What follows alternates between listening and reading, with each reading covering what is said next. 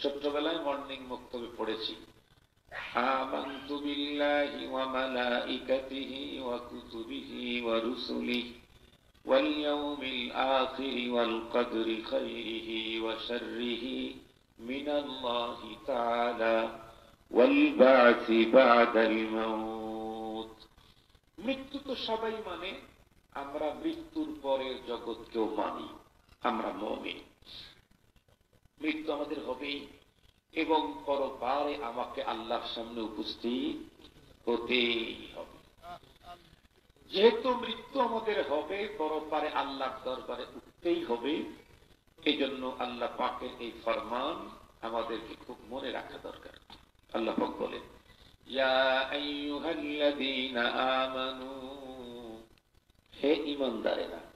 আমরা তো ঈমানদার, তাহলে আমাদেরকে আল্লাহ ডাক দিলেন, দেখে কি বলতেছেন, ইত্তাকুল্লাহ,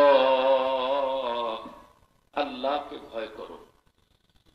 আল্লাহকে তো ভয় করি হুজুর, না না, যেমন ভয় করো এমনটি হলে হবে না। হাক্কা তুকাতিহ, উনি যেই মানে তার ভয় আমাদের অন্তরে সেই মানে থাকতে হবে, যথাযথ ভয় করতে হবে। আমরা আল্লাহকে ভয় করি, কিন্তু আল্লাহকে ভয় করার পরেও আমরা তো গুনাহের কাছ থেকে নিজেদেরকে বাঁচাইতে পারতেছি না। তাহলে ভয়টা আসলে ওই পরিমাণে অন্তরে ঢোকে নাই। ভয় যদি ওই পরিমাণে অন্তরে ঢোকে, তাহলে মানুষ যে জিনিস দেখে ভয় করে তার কাছে ধারে যায় না। যেমন মনে করেন বিদ্যুতের খোলা তার, এটা খুব ভয়ঙ্কর জিনিস। বিদ্যুতের তারটা যদি প্যাকেট ইয়া থাকে, উপরে আবরণ থাকে, মানে উপরে কি বলে পলি দিয়ে পেঁচানো থাকে, তাহলে সেখানে হাত দিলে সমস্যা নেই। কিন্তু খোলা তারে হাত দিলে পাওয়ার যদি বেশি হয়, তাহলে লোকটার সাথে সাথে আটকে মারা যাবে।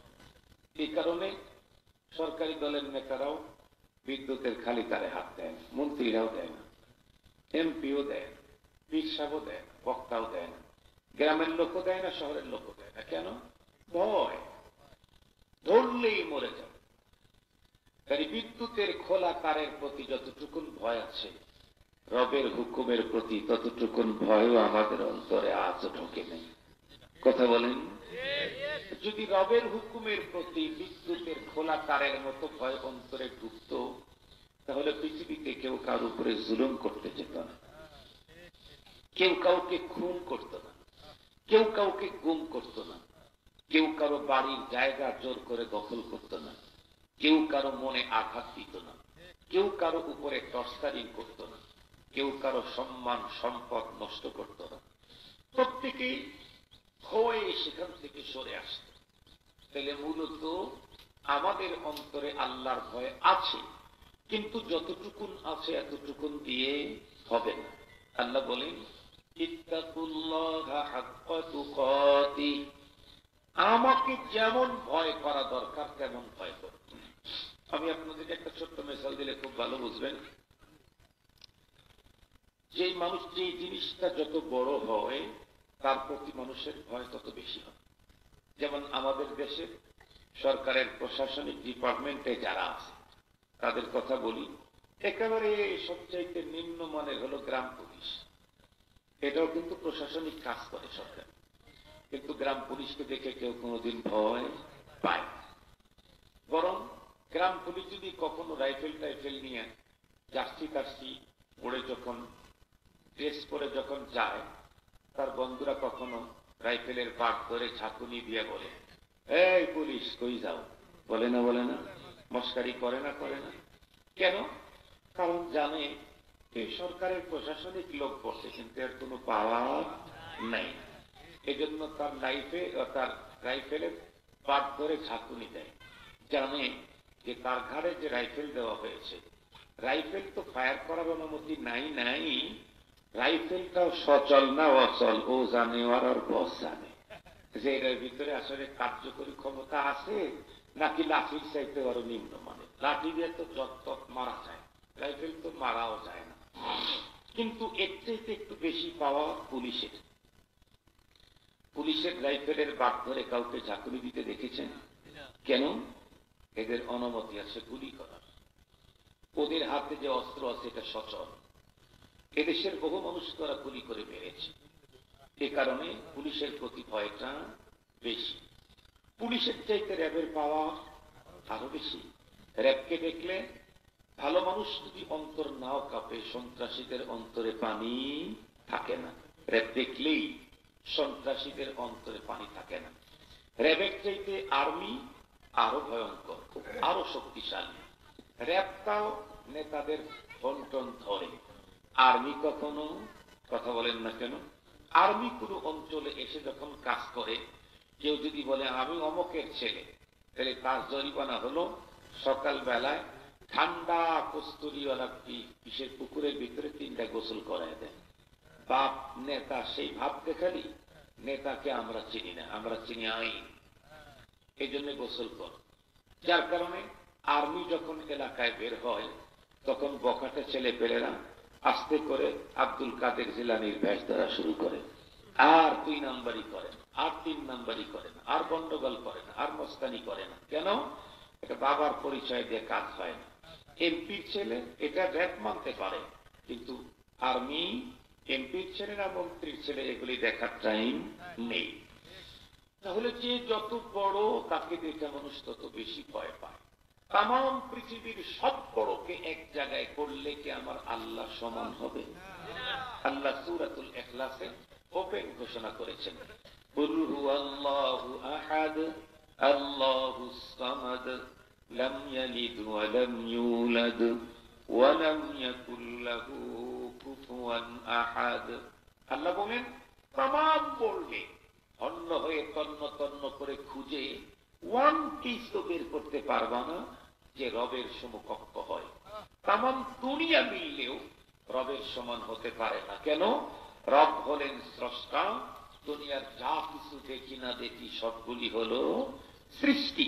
সৃষ্টি আর স্রষ্টা কখনোই সমান হতেই পারে না।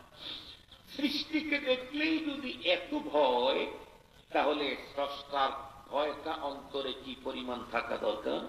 আল্লাহ পাক বলেন আমাকে যেমন ভয় করা দরকার তেমনটি ভয় করো। আর একটা সিরিয়াস কথা বলে দিলেন, কি? সেটা হলো ওয়ালা তামুতুন্না ইল্লা ওয়া আনতুম মুসলিমুন।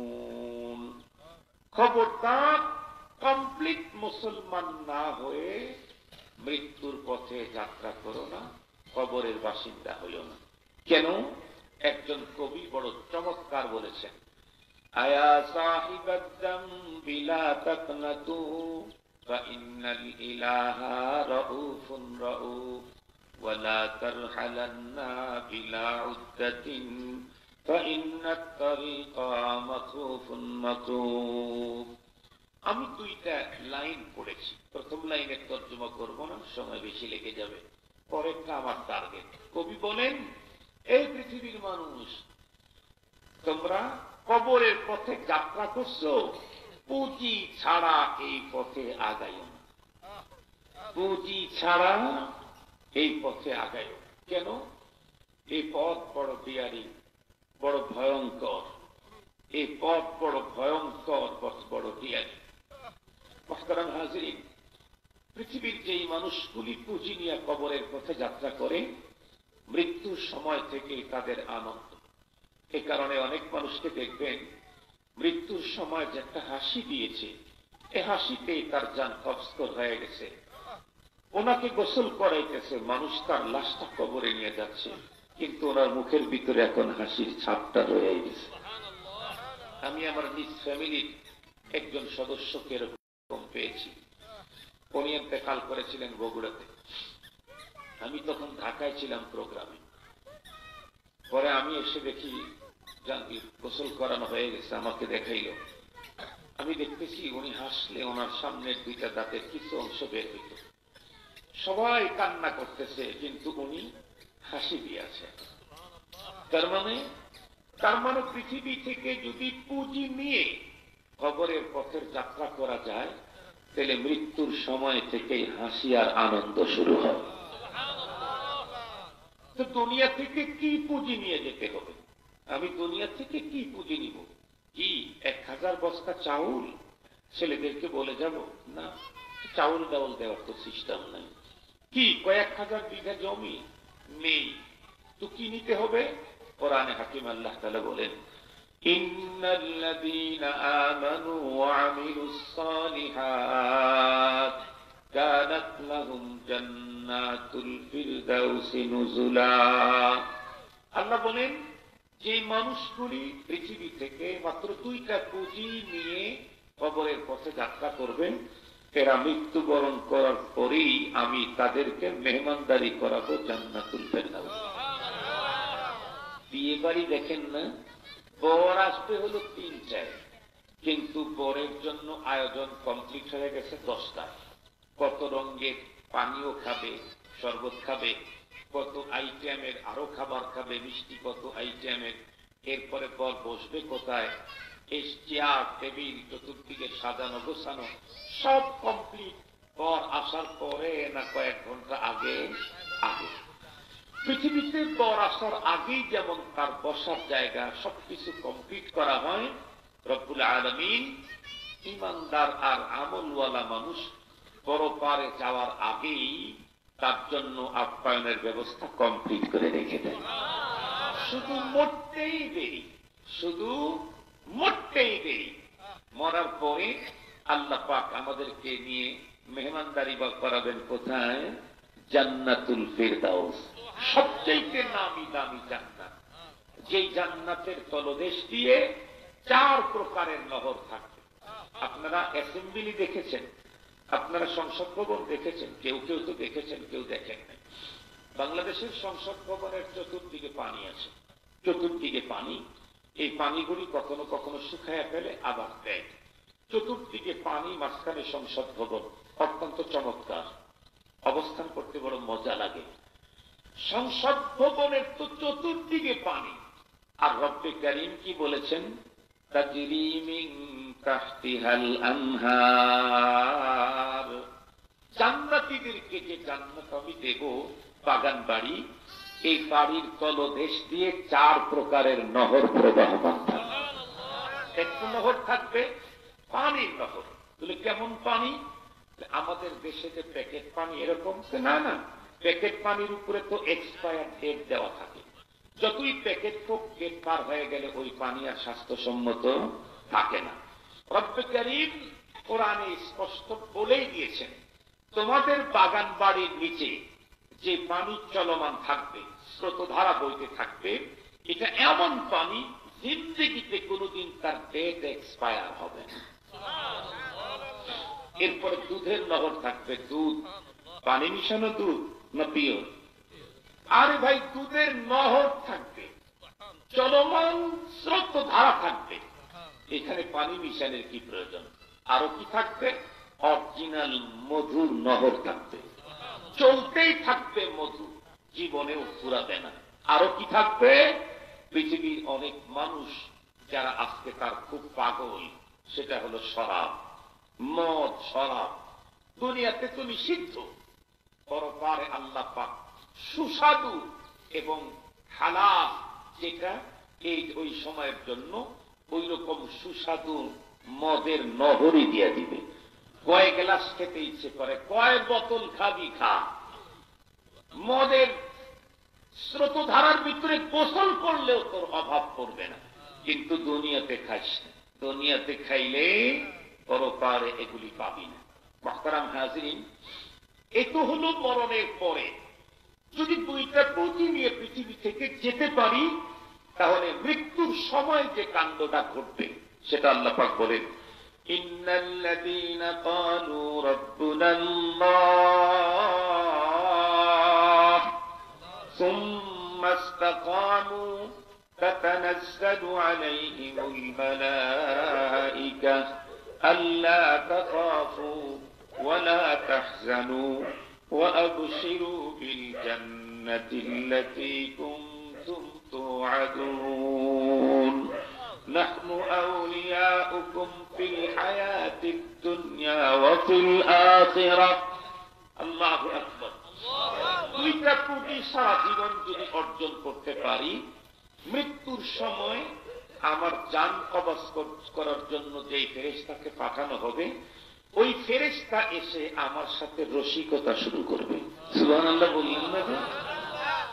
ফেরেশতা এসে জান কবজ করতে আসছে, এসে আমার সাথে রসিকতা করবে, রিক্ততা গড়বে, আমাকে হাত গায়ে পিঠে হাত দিয়ে বলবে, আল্লাহ তাখাফু, দোস্ত আমি তোমার জান কবজ করার জন্য আসছি, কিন্তু ভয় পেও না, ওয়ালা তাহজানু, পেরেশান হইও না, তুমি সামনে যেখানে যাচ্ছ কি হবে না হবে সে ভয় নাই, বাচ্চাদেরকে রেখে যাচ্ছ কেমনে তারা জীবন কাটাবে পেরেশানিও তোমার করা দরকার নাই। কেমনে? আমি তো তোমাকে নিতে আসছি, মূলত এখান থেকে নিয়েই তোমাকে জান্নাতে ঢুকায় দেব, এখান থেকে নিয়েই তোমাকে জান্নাতে ঢুকায় দেব, যেই জান্নাতের ওয়াদা তোমাকে করা হয়েছে। আর তোমার সন্তান নাতিপুতি এগুলোর জন্য পেরেশানি করতে হবে না। কেন? তুমি যেহেতু আল্লাহ পাকের প্রিয় পাত্রদের ভিতরে শামিল হয়ে গেছো। ফাদখুলি ফি ইবাদি ওয়াদখুলি জান্নাতি, তুমি যেহেতু জান্নাতের মালিক হয়ে গেছো। দেখেন এখন আমাদের দেশে নির্বাচনের হাওয়া যাই হোক, লো হোক আর কি বলে ছোড়ো হাওয়া হোক, যেটাই হোক একটা কিছু চলতেছে। এখন একই দলের একাধিক প্রার্থীও মনে হয় অনেক জায়গাতে আছে, একই দলের তারা প্রার্থী। কালকে একজন বলতেছে মানে দুই গ্রুপ, একে হারবে কে জিতবে নিয়ে খুব বলতেছে। পরে আমি বললাম ভাই মেয়ে থামেন, বললাম ভাই থামো থামো, হয় লাউ না হয় কদু। কি বলছি? হয় লাউ, কথা বলেন না কেন, না হয় কদু। একজন নৌকার টিকিট পাইছে আর একজন আর একটা টিকিট পাইছে, কিন্তু লোকটা তো নৌকারি, যেই জিতুক মার্কা যেটাই হোক, আওয়ামী লীগই তো জিতবে, এটা নিয়ে এত পেরেশানি মারামারি ধরাধরি করার কি আছে? হয় লাউ হবে না হয় কদু হবে, কথা বলেন। হয় লাউ হবে, নাম দুইটা কাম তো, কথা বলেন, নাম দুইটা কাম তো একটাই। তো যতই এখন কেউ এই পক্ষে কেউ এই পক্ষে, খুব তোড়জোড় মারামারি ভাঙচুর চলতেছে, কিন্তু যেই ঘোষণা হয়ে যাবে অমক আসনের বেসরকারি ভাবে অমককে এমপি ঘোষণা করা হলো, সাথে সাথে সব কিন্তু তার পিছনেই ইক্তেদা করা লাগবে। ঠিক বললাম? কারণ ওনাকে ছাড়া আর কোন উন্নয়নের কাজ হবে না, যতদিন সংসদ থাকে ততদিন হবে না। মুহতারাম হাজরিন, যখন পার্লামেন্টের সদস্যপদ পেয়ে গেল তখন তো সে দামি হয়ে গেল। একজন মানুষ দুনিয়া থেকে যখন ঈমান নিয়ে কবরে গেল, ও তো জান্নাতের মালিকানা পেয়ে আল্লাহ পাকের প্রিয় পাত্র হয়ে গেল। ঈমান নিয়ে কবরে গেছে, জান্নাতের মালিকানা পেয়েছে, তার মানে আল্লাহ পাকের প্রিয় পাত্র হয়ে গেছে। সুতরাং তার সন্তানদেরকে দেখভাল কে করবেন? এমনিও কে করতেন? আগেও আল্লাহই করতেন, এখন আরো কম করবেন না বেশি করবেন? বেশি করবেন। এই জন্য মৃত্যুকালীন ফেরেশতা এসে যেই লোকটার মৃত্যু হবে তার সাথে সখ্যতা করে, মহাব্বত করে, তার সাথে রসিকতা করে, মজার মজার কথা বলে। কিতাবের ভিতরে আসছে কোন কোন আল্লাহর বান্দা ইমানদার এমন আছে দীর্ঘদিন পর্যন্ত দুনিয়াতে ছিল, এই কারণে দুনিয়া ছেড়ে মনে যেতে চায় না। তখন ওই ফেরেশতা কি বলে তা জানেন? সুন্দর সুন্দর ওয়াজ করে, ওয়াজেও তার দিল ঘামতেছে না। আল্লাহ পাক তখন আজরাইল আলাইহিস সালামকে ডেকে বলে, নাই ওয়াজ বন্ধ করে দাও, এটা কাজ করো। কি?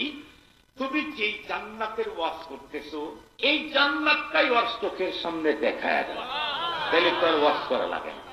বলেন তো দেখি, আমরা যদি আপনাকে চম্পড়া বাড়ির চমচম কত মজা, এই মজা বুঝানোর জন্য 6 মাস পর্যন্ত ওয়াজ করতে থাকি, যতটুকুন বুঝে না আসবে চমচম 100 ভাগ করে 1 ভাগকে আবার 90 ভাগ করে তারই 1 ভাগ জিব্বার সাথে লাগাইয়া দিলে আধা সেকেন্ডের ভিতরে পুরা বুঝে আসবে যে চমচম কি জিনিস।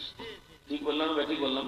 6 মাস ওয়াজ করে জানা হবে, একটা চমচমের 100 ভাগের 1 ভাগ খালি জিবার সাথে লাগাইলেই বুঝে আসবে চমচম কি জিনিস।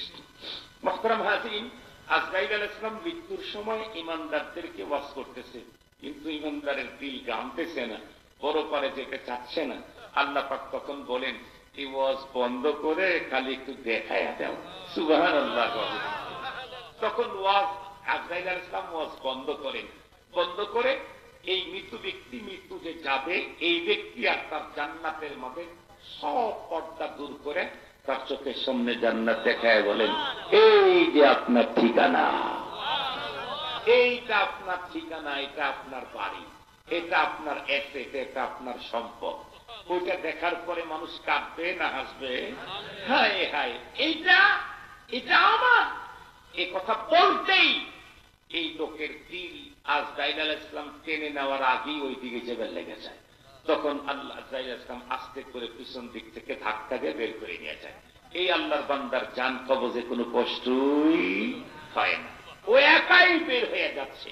ওই জায়গাটিতে আমি যাব যেখানে গেলে জীবনে চোখ থাকবে, কোনোদিন ব্যথা হবে না, চোখের পাওয়ার কোনোদিন ঘাটতি হবে না, যেখানে ঢুকলে মাথা থাকবে কোনোদিন ব্যথা থাকবে না, যেখানে গেলে দাঁত কোনোদিন ঝরে পড়বে না, যেখানে গেলে কান কোনোদিন ব্যথা হবে না, যেখানে গেলে যৌবনে কখনো ভাতা আসবে না, যেখানে ঢুকলে লা ইয়ামুতু ফিহা ওয়ালা ইয়াহইয়া, জীবনে আর মৃত্যুবরণ করতে হবে না। মজাই মজা, স্বাদই স্বাদ, ভালো লাগাই ভালো লাগা, আনন্দই আনন্দ। আমার মা 3 দিন আগে ইন্তেকাল করেছে, এই সোমবার আসরের পর মাগরিবের মাঝখানে ইন্তেকাল করেছে। আল্লাহ, মাকে আমি নিজ হাতে কবরে নামাচ্ছি। আমার মায়ের 8 সন্তান, আমরা ছেলে, সবাই আলেম, 8 জন আলেম। আমার মার 2 মেয়ে, তাদের হাজবেন্ড ভগ্নিপতিরাও আলেম, নাতি নাতনি এরাও আলেম। জানাজাটা আমি পড়াছি, কবরের ভিতরে আমি নামছি। আলহামদুলিল্লাহ, মাকে কবরের ভিতরে সুন্নত তরিকায় আমি শোয়াছি। দীর্ঘক্ষণ পর যখন বাসায় আসলাম, মা হারানের ব্যথা তো আছে। আব্বা জানের কবরের পাশেই মার কবরের ব্যবস্থা আল্লাহ তাআলা করে দিয়েছেন। আমার মাথার মধ্যে শুধু আসতেছে যে আল্লাহ যদি আমার মাকে ক্ষমা করে দিয়ে থাকেন, এবং আশা করতেছি আল্লাহ পাক ক্ষমা করে দিয়েছেন, তাহলে এতক্ষণে আব্বার সাথে আমার মার দেখা হয়ে গেছে, আমার মায়ের বাবার সাথে মার সাথে তার দেখা হয়ে গেছে। কিতাবের ভিতরে এসেছে যে একজন মানুষকে যখন কবর দেওয়া হয়, সে যদি জান্নাতি হয়, তাহলে তার আপনজন যত দূরেই থাক, পরবর্তী মরণ যখন হয়, এই খবরটা তাদের কাছে যায় যে তোমাদের অমুক কিন্তু মরে গেছে। কবরে তার যত আপনজন আছে যারা জান্নাতি, তারা প্রত্যেকে তখন অপেক্ষা করে যে সে আসলেই ছেলে পেলেরা দুনিয়া থেকে কোন অবস্থায় আছে আমরা তার কাছ থেকে খবর নিতে পারব। সবাই অপেক্ষায় থাকে। যখন তাকে কবরে রাখা হয়, অল্প টাইমের মধ্যেই তাদের সাথে ওনাদের দেখা হয়ে যায়। কিন্তু যদি আল্লাহ না করুক কেউ জাহান্নামী হন, তাহলে দেখেন, খুব ভালো করে বুঝবেন, জাহান্নামী হওয়ার মানে অর্থ হল সে কয়দি, সে বাইরে যাওয়ার কোন সুযোগ, অন্য কারোর সাথে দেখা করার কোন সুযোগ নেই। তো 2 জন যিনি আগের থেকে জান্নাতি, পরে যিনি ঢুকছেন উনি জান্নাতি, 2 জন 2 জনকে জিজ্ঞাসা করেন যে অমুককে রেখে আসছিলাম কি অবস্থা, যদি মারা গিয়ে থাকে, অমুক তো অনেক আগে মারা গেছে, তখন বলে ইন্না লিল্লাহ, তাহলে তো মনে হয় সে সাজা প্রাপ্ত হয়ে গেছে, এজন্য আমাদের সাথে তার দেখা হয় না। চিন্তা করলাম যে মা যখন কবরে গেছেন, তার কত আপনজন, তার 2 ভাই কবরে গেছেন, বোন কবরে গেছেন, তার বাবা কবরে গেছেন, চাচারা কবরে আছেন, মা কবরে আছেন, শ্বশুর শাশুড়ি কবরে আছেন, আমার আব্বা জান তার হাজবেন্ড তার স্বামী উনি কবরে আছেন, আমার মার অনেক মেয়ে ছোট্টকালে দুনিয়া থেকে চলে গেছেন বালেগা হওয়ার আগে। এটা তো আমার বাবার বড় পুঁজি। এই বাচ্চাগুলি পরপারে মা বাবাকে ছাড়া জান্নাতে যাবেই না। এরকম পুঁজি আমার মায়ের অনেকগুলি, আমার মা। আমি চিন্তা করলাম যে আমরা যেমন আম্মা ইন্তেকালের কারণে অনেক আত্মীয় স্বজন আসতে, বাসায় আসতে দেখা হয়ে গেছে, মা আমার পরপারে কবর জগতে যাওয়ার পরে সেখানেও তো অন্যদের সাথে তাদেরও একটা মজার মুহূর্ত চলতেছে। সেখানে আবার কেউ কেউ ডেকে কথাও বলে যে তোমরা ওকে ডিস্টার্ব করো, দুনিয়ার জীবনে অনেক কষ্ট করে আসছে, ওকে একটু আরাম করতে দাও, দুনিয়ার জীবনে অনেক কষ্ট করে আসছে, ওর একটু আরাম করতে দাও। পরে তোমরা কথা বলো। আর যদি কারো মাথার মধ্যে থাকে কোরআন, তাহলে তো মাটি দিয়ে যখন মানুষ চলে আসে, কোরআনুল কারীম মৃত ব্যক্তির কবরের ভিতরে মাথার দিকে দাঁড়ায়, চতুর্দিক থেকে আযাবের ফেরেশতারা ভিতরে ঢুকতে চায়। কোরআনে পাক তখন ডেকে বলে, কি চাই? বলে, এই লোকের কিছু ঝামেলা আছে, এই জন্য আমরা একটু চেক করতে আসছি, জিজ্ঞেস করতে আসছি, এই করতে আসছি, তদন্ত করতে আসছি। এই কোরআন তখন একটা ধমক লাগায়, কিসের তদন্ত? কোথায় আসছো তোমরা? আমি হইলাম আল্লাহর কোরআন, আল্লাহর জবানের কথা। যত যা আছে আমার মক্কেলের, সেটা আল্লাহর সাথে আমি শেয়ার করব। যাও তোমরা এখান থেকে, যাও তোমরা এখান থেকে, যত যা হয় আমি রবের সাথে শেয়ার করব, তোমরা এখান থেকে চলে যাও। যেমন একজন এমপির উপস্থিতিতে যদি তার দলের কোন নেতার বিরুদ্ধে মামলা থাকে, পুলিশ ধরতে আসছে, কি বলবে? যান এখান থেকে। বলে, মামলা আছে, যত মামলা আছে সেটা আমি লড়ব। আপনি যান, আপনি হলেন সরকারি কর্মচারী, আমি হলাম সরকার। কোরআন বলবে, তোমরা হলে ফেরেশতা, আল্লাহর কর্মচারী, আর আমি আল্লাহর কালাম। আমি বলছি এখান থেকে যাও, যত যা আছে মালিকের সাথে আমি ডিসকাস করব। হাদিস খুলে দেখেন, পরপারে নবীরা সুপারিশ করবেন উম্মতদেরকে, উলামায়ে কেরাম সুপারিশ করবেন তাদের ভক্তদেরকে, হাজিরা সুপারিশ করবেন তার আপনজনদেরকে, হাফেজুল কোরআন সুপারিশ করবেন তার বাবা মা সহ আপনজনদেরকে, কোরআনও সুপারিশ করবেন। হাদিসে প্রমাণ, সবচাইতে পাওয়ারফুল সুপারিশ আল্লাহর আদালতে নবী রাসূলদের চাইতেও কোরআনের সুপারিশের পাওয়ার সবচাইতে বেশি। আপনাদেরকে সহজে বুঝবার জন্য বলি, আমাদের বাংলাদেশে অনেক এমপি আছেন, অনেক এমপি আছে। এমপি মানেই তো সরকারি দলের এমপি মানেই সরকার প্রধানের আস্থাভাজন, নাকি বলেন? সরকার প্রধানের আস্থাভাজন না হলে তো টিকিট তাকে দেয় নাই। সরকারি দলের এমপি মানেই সরকারের আস্থাভাজন। কিন্তু তাই বলে কি সব এমপির মর্যাদা সমান? একটা হলো অন্য জায়গার থেকে আস্থাভাজন, আর একটা সরকার প্রধানের আপন ফুফাতো ভাই, আপন মামাতো ভাই, আপন ভাতিজা, এই যে ভাগ নেয়, ওরাও আস্থাভাজন, এরাও আস্থাভাজন, কিন্তু এদের ডিগ্রি একটা বেশি। একে তো আস্থাভাজন, তারপরে আবার রিলেটিভ, আত্মীয়তার সম্পর্ক, ব্লাড কানেকশন। এই জন্য এদের পাওয়া অন্য সব এমপির চাইতে বেশি। ঠিক তদরূপ মনে রাখবেন, নবী রাসূল সব আল্লাহ পাকের আস্থাভাজন, কিন্তু আল্লাহর কোরআন সে তো আল্লাহর নিজের কালাম। এই জন্য এর পাওয়া সবচাইতে বেশি। মুসলমান ভাইরা নিয়ে আমার লম্বা কথা বলতে চাই না। এ পর্যন্ত আলোচনার মাধ্যমে আপনাদের অন্তরে একটা কথা ঢুকাবার জন্য একটু জায়গা তৈরি করে নিয়েছি। সেটি হল, পৃথিবী থেকে আমাদের প্রত্যেককে একদিন বিদায় নিতেই হবে। আল্লাহ পাকের কোরআনে আল্লাহ পাক বলেন, লিকুল্লি উম্মাতিন আজাল, ইযা জাআ আজালুহুম লা ইস্তাখিরুনা সাআতান ওয়া লা ইস্তাকদিমুন।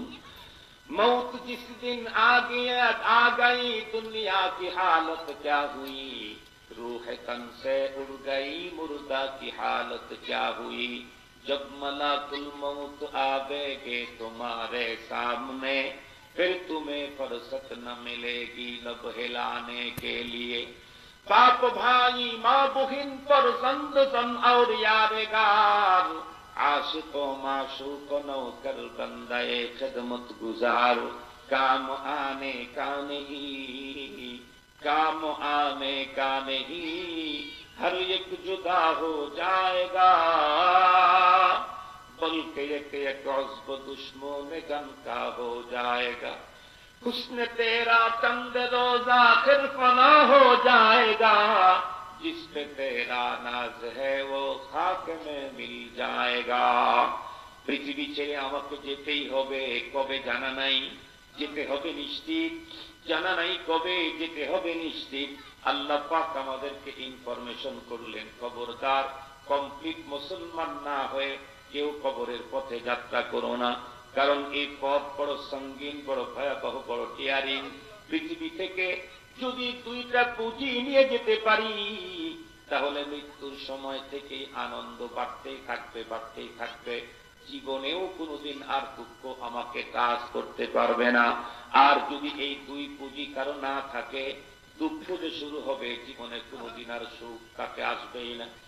সেই দুইটা পুঁজির মূল পুঁজি হলো, এক নম্বরে হলো ঈমান, এক নম্বরে হলো ঈমান। দ্বিতীয় নম্বরের পুঁজির নাম হলো নেক আমল। খুব ভালো করে বুঝবেন, দুঃখের সাথে বলতে হয়, যে পুঁজি ছাড়া পরপারে আমার কোনো গতি নেই, বাঁচার কোনো পথ নাই।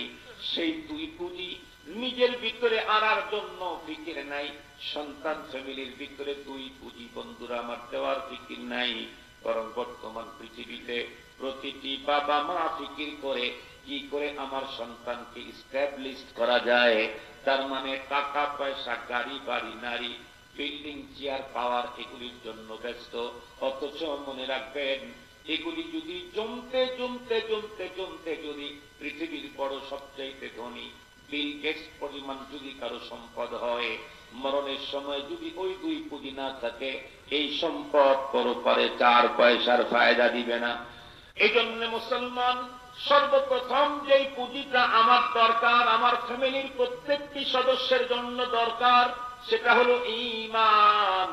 আল্লাহর কসম করে বললে কাফারা দিতে হবে না। তামাম পৃথিবীর যত বড় ইউনিভার্সিটি বলেন, যত বড় বিশ্ববিদ্যালয় বলেন, যত উন্নতের শিক্ষালয় বলেন না কেন, আল্লাহর কসম করে বললে কাফারা দিতে হবে না। এই জাতীয় শিক্ষালয়ে আপনার সন্তানকে ইঞ্জিনিয়ার বানায় দিবে, এই জাতীয় বিদ্যালয় আপনার সন্তানকে ডাক্তার বানাবে, এই জাতীয় বিদ্যালয় আপনার সন্তানকে ডক্টর বানায় দিবে, এই জাতীয় বিদ্যালয় আপনার সন্তানকে কেমিস্ট বানাবে, ফিজিক্স বানাবে, আপনার সন্তানকে সায়েন্টিস্ট বানাবে। কসম আল্লাহর, এই জাতীয় সন্তান আপনার সন্তানকে ইমানদার, এই জাতীয় প্রতিষ্ঠান আপনার সন্তানকে ইমানদার বানাবে না। ইমানদার বানানোর প্রতিষ্ঠান, এই যে দেখতেছেন ছোট্ট 2টা ঘর এখানে পড়ে আছে, এটা হলো ইমানদার বানানোর প্রতিষ্ঠান। মাদ্রাসা ইমানদার বানানোর প্রতিষ্ঠান, মসজিদ ইমানদার বানানোর প্রতিষ্ঠান। যেই ইমানের পুঁজি ছাড়া মৃত্যুকালীন সময় থেকেই আমার কষ্ট শুরু হবে, এই কষ্ট জীবনেও কোনোদিন ফুরাবে না। এই কষ্ট দূরীকরণে যেই সম্পদ দরকার, প্রথম যেই সম্পদ, তার নাম হলো ঈমান। আর ঈমানের তালিম, তাআল্লুম, ঈমানের প্রশিক্ষণ, ঈমানের পুঁজি দেওয়া হয় মাদ্রাসা এবং মসজিদে। এই জন্য যতদিন পর্যন্ত পৃথিবীতে মাদ্রাসা থাকবে, ততদিন পর্যন্ত মসজিদও থাকবে, ততদিন পর্যন্ত ঈমানদার থাকবে, ততদিন পর্যন্ত ঈমান মানুষের সিনাতে ভরতেই থাকবে। মাদ্রাসা বন্ধ হবে তো মসজিদও বন্ধ হয়ে যাবে। আপনারা বলেন তো দেখি, হাসপাতাল যত উন্নতই হোক, এটা পরিচালনার জন্য মেডিকেল কলেজ দরকার আছে না? মেডিকেল কলেজে ডাক্তার তৈরি হয়, চুলের ডাক্তার, মাথার ডাক্তার, পেটের ডাক্তার, পিঠের ডাক্তার, চোখের ডাক্তার, কানের ডাক্তার, নাকের ডাক্তার, হাতের ডাক্তার, হাড়ের ডাক্তার, যত রঙের ডাক্তার সব তৈরি হয় হলো মেডিকেল কলেজে। মেডিকেল কলেজ যদি বন্ধ হয়, সব ধরনের ডাক্তার বন্ধ, তাহলে হাসপাতাল 50,000 তালা করলেও চিকিৎসা জীবনে পাওয়ার সম্ভাবনা নাই। ঠিক তদ্রুপ মসজিদ যতই আপনারা, কি মসজিদ জানি এখন আমাদের দেশে হয়েছে, মডেল মসজিদ, এর চাইতে আরো উন্নত মসজিদ যদি আপনারা বানান, কিন্তু মাদ্রাসা যদি না থাকে, মডেল মসজিদের ইমাম তৈরি করে জাহাঙ্গীরনগর বিশ্ববিদ্যালয়, ঢাকা ইউনিভার্সিটি। আর একটু জোরে বলেন, মেডিকেল কলেজ, মেডিকেল কলেজে ইমাম তৈরি হয় না, মেডিকেল কলেজে ডাক্তার তৈরি হয়। জাহাঙ্গীরনগর বিশ্ববিদ্যালয়ে অনেক বিভাগের যোগ্য এক্সপার্ট লোক তৈরি হয়, ঢাকা বিশ্ববিদ্যালয়ে অনেক বিভাগের লোক তৈরি হয়। তারপরে বুয়েট টুয়েট সহ যত এক আছে সবগুলাতে অনেক বিভাগের লোক তৈরি হয়। কিন্তু আল্লাহর ঘর মসজিদ পরিচালনার জন্য মানুষ তৈরি হয় মাদ্রাসায়। ইমাম মাদ্রাসায়, খতিব মাদ্রাসায়, মুয়াজ্জিন মাদ্রাসায়, খাদেম মাদ্রাসায়। ওই ভার্সিটির লোক দিয়া ইমাম সুন্দর হয় না, মুয়াজ্জিন সুন্দর হয় না, আযান দেওয়ার তরিকাই জানে না। বাংলাদেশের ভিতরে লাখ ডক্টর পাবেন, যারা ডক্টরেট করেছে অনেক সাবজেক্টের উপরে, কিন্তু একামত দিতে গেলে তাদের জন্য কিয়ামত। যদি বলে যে আজকে একামতটা দেন, তাদের জন্য কথা বলেন না কেন? কিয়ামত না? যদি বলে ইংরেজিতে 10 দিন পর্যন্ত কথা বলবেন, ডক্টর লাগে না, ওর বাড়ির ছোট বাচ্চা ইংরেজি বলে, বাংলা বলতেই পারে না, বাংলাদেশে বাস করে। কিন্তু ডক্টরকে যদি বলা হয় একামত দেন, বাংলাদেশের হাজার হাজার ডক্টর আছে, তাদের কিয়ামত ভেগে যাওয়া ছাড়া কোনো গতি নেই, 3টা শব্দ বলতে পারবে না। মুহতারাম হাজরিন, তো ঈমানদার বানাইতে চাইলে মাদ্রাসা লাগবে। আমাদের তো আলহামদুলিল্লাহ উলামায়ে কেরামের প্ল্যান হলো প্রত্যেকটা মহল্লাতে একটা করে মক্তব, যেই মক্তবে মানুষদেরকে ঈমানদার বানাবো। সুবহানাল্লাহ বলেন, সুবহানাল্লাহ বলেন, আলহামদুলিল্লাহ বলেন। আল্লাহ শুকুর, আজকে কিন্তু আমার খুব ভালো লাগছে আপনাদের দেখে, খুব ভালো লাগছে। দিনের বেলায়, দুপুরের টাইম, এরপরে এতগুলি লোক মাদ্রাসায় আসছেন। মাদ্রাসা ক্যাম্পাসটাও এটা মনে হয় নতুন করছে, অনেক সুন্দর হয়েছে। ওইদিকে জায়গা আমাকে দেখাইলো দোস্ত, এই জায়গাটাও মাদ্রাসার হয়েছে, এদিকে সুন্দর ঘরটা আছে, আলহামদুলিল্লাহ অনেক ভালো লেগেছে। আরো 3 দিন আরো উন্নতি হোক, এটা আমরা চাই না ইনশাআল্লাহ। এই ঘরটা মনে হয় করছে 20 টাকা ঋণ দেনাও মনে হয় হয়ে আছে। আসলে ও তো নরম মানুষ, ও কিন্তু খুব ভালো মানুষ, ভদ্র মানুষ, নরম চরম মানুষ। তো আপনাদের সকলের কাছে আমার 2টা অনুরোধ থাকবে। একটা হলো, যতদিন বেঁচে আছেন, যতদিন আল্লাহ বাঁচায় রাখছেন, নিঃশ্বাসটা যখন চলতে থাকে, মুখ দিয়ে শব্দ যতক্ষণ বের হয়, ততক্ষণ পর্যন্ত মাদ্রাসার উপকারের জন্য কাজ করে যাবেন ইনশাআল্লাহ। হাত দিয়ে পারলে হাত দিয়ে, টাকা দিয়ে পারলে টাকা দিয়ে, কথা দিয়ে পারলে কথা দিয়ে, না পারলে কমপক্ষে দোয়া দিয়ে মাদ্রাসার পক্ষে থাকবে আজীবন। মাদ্রাসা কারো ব্যক্তির নামে হলেও এটা জাতীয় প্রতিষ্ঠান। বঙ্গবন্ধু মেডিকেল কলেজ, তার মানে কি শুধু তার পরিবারের লোকেরা চিকিৎসা নেয় না, সারা বাংলাদেশের লোকেরা চিকিৎসা নেয়? কথা বলেন না কেন? শহীদ জিয়া মেডিকেল কলেজ হাসপাতাল, শুধু কি বিএনপির লোকেরা চিকিৎসা না, সবাই চিকিৎসা নেই? তাহলে বোঝা গেল আব্দুল মোমিন হাফিজা মাদ্রাসার অর্থ এই না যে শুধু ওরই ফায়দা হবে, সমস্ত মুসলিম উম্মাহ ফায়দা হবে। কথা কি বুঝাইতে পারছি আপনাদেরকে? আপনাদের সকলের সহযোগিতা, ভালোবাসা 1 নম্বরে চাই। 2 নম্বরে এখনই আমরা যারা এখানে আছি তারা একটু সহযোগিতা যদি করি, মাহফিল পরবর্তীতে চলবে, রাত্রেও চলবে না ইনশাআল্লাহ, রাত্রেও চলবে। আরো অনেক বক্তারা আসবেন, আপনারা তাদের বয়ান শুনবেন। আমার যেহেতু অনেক দূরে যেতে হবে, ওই আমাদের ডিএসপি একজন আজান, ছোট্টবেলায় মর্নিং বক্তব্যে পড়েছি, আমানতু বিল্লাহি ওয়া মালাইকাতিহি ওয়া কুতুবিহি ওয়া রুসুলিহি ওয়াল ইয়াউমিল আখিরি ওয়াল কদরি খাইরিহি ওয়া শাররিহি মিনাল্লাহি তাআলা ওয়াল বা'সি বা'দাল মাউত। মৃত্যু তো সবাই মানে, আমরা মৃত্যুর পরের জগৎকেও মানি, আমরা মুমিন। মৃত্যু আমাদের হবেই, এবং পরপারে আমাকে আল্লাহর সামনে উপস্থিত হতেই হবে। যেহেতু মৃত্যু আমাদের হবে, পরপারে আল্লাহর দরবারে উঠতেই হবে, এজন্য আল্লাহ পাকের এই ফরমান আমাদেরকে খুব মনে রাখা দরকার। আল্লাহ পাক বলেন, ইয়া আইয়ুহাল্লাযীনা আমানু, হে ঈমানদারেরা। আমরা তো ঈমানদার, তাহলে আমাদেরকে আল্লাহ ডাক দিলেন, দেখে কি বলতেছেন? ইত্তাকুল্লাহ, আল্লাহকে ভয় করো। আল্লাহকে তো ভয় করি হুজুর, না না, যেমন ভয় করো এমনটি হলে হবে না। হাক্কা তুকাতিহ, উনি যেই মানে তার ভয় আমাদের অন্তরে সেই মানে থাকতে হবে, যথাযথ ভয় করতে হবে। আমরা আল্লাহকে ভয় করি, কিন্তু আল্লাহকে ভয় করার পরেও আমরা তো গুনাহের কাছ থেকে নিজেদেরকে বাঁচাইতে পারতেছি না। তাই ভয়টা আসলে ওই পরিমাণে অন্তরে ঢোকে নাই। ভয় যদি ওই পরিমাণে অন্তরে ঢোকে, তাহলে মানুষ যে জিনিস দেখে ভয় করে তার কাছে ধারে যায় না। যেমন মনে করেন বিদ্যুতের খোলা তার, এটা খুব ভয়ঙ্কর জিনিস। বিদ্যুতের তারটা যদি প্যাকেট ইয়া থাকে, উপরে আবরণ থাকে, মানে উপরে কি বলে পলি দিয়ে পেঁচানো থাকে, তাহলে সেখানে হাত দিলে সমস্যা নেই। কিন্তু খোলা তারে হাত দিলে পাওয়ার যদি বেশি হয়, তাহলে লোকটার সাথে সাথে আটকে মারা যাবে। এই কারণে সরকারি দলের নেতারাও বিদ্যুতের খালি তারে হাত দেয়, মন্ত্রীরাও দেয় না। এমপিও দেয় না, পীর সাহেবও দেয় না, বক্তাও দেয় না, গ্রামের লোকও দেয় না, শহরের লোকও দেয় না। কেন? ভয়, ধরলেই মরে যাবে।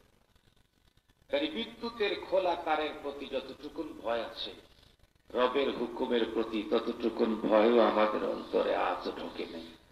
কথা বলেন?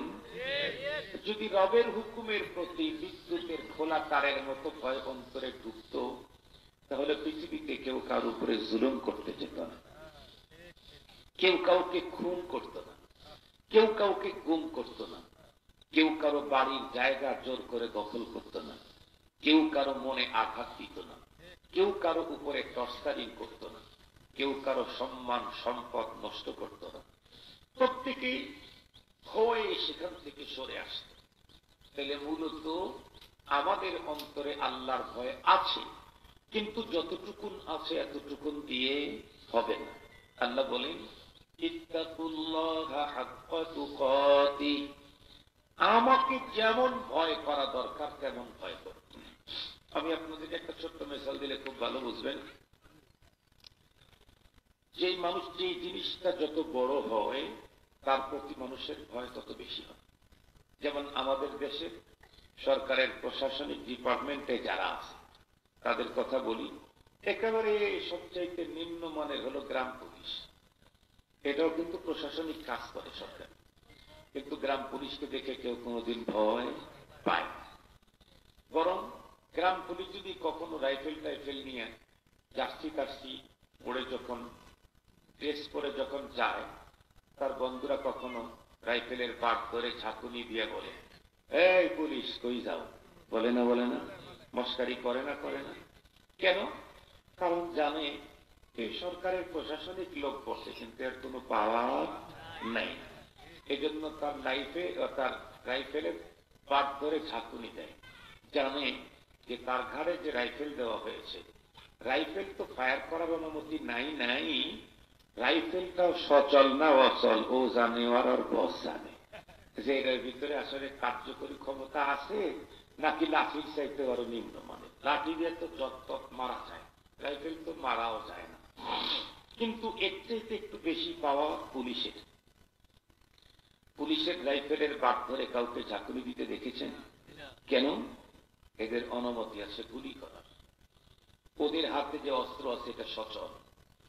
এদেশের বহু মানুষ তারা গুলি করে মেরেছে। এ কারণে পুলিশের প্রতি ভয়টা বেশি। পুলিশের চাইতে র্যাবের পাওয়া আরো বেশি। র্যাবকে দেখলে ভালো মানুষ যদি অন্তর নাও কাঁপে, সন্ত্রাসীদের অন্তরে পানি থাকে না। র্যাব দেখলেই সন্ত্রাসীদের অন্তরে পানি থাকে না। র্যাবের চাইতে আর্মি আরো ভয়ঙ্কর, আরো শক্তিশালী। র্যাবটাও নেতাদের বন্টন ধরে, আর্মি কখনো। কথা বলেন না কেন? আর্মি কোনো অঞ্চলে এসে যখন কাজ করে, কেউ যদি বলে আমি অমকের ছেলে, তাহলে তার জরিমানা হলো সকাল বেলায় ঠান্ডা কস্তুরিওয়ালা বিশেষ পুকুরের ভিতরে 3টা গোসল করায় দেয়। বাপ নেতা সেই ভাব দেখালি, নেতাকে আমরা চিনি না, আমরা চিনি আইন, এই জন্য গোসল কর।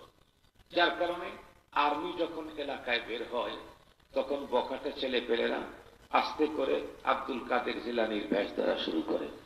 আর 2 নাম্বারই করে না, আর 3 নাম্বারই করে না, আর গন্ডগোল করে না, আর মস্তানি করে না। কেন? এটা বাবার পরিচয় দিয়ে কাজ হয় না। এমপির ছেলে এটা র্যাব মানতে পারে, কিন্তু আর্মি এমপির ছেলে না মন্ত্রীর ছেলে এগুলি দেখার টাইম নেই।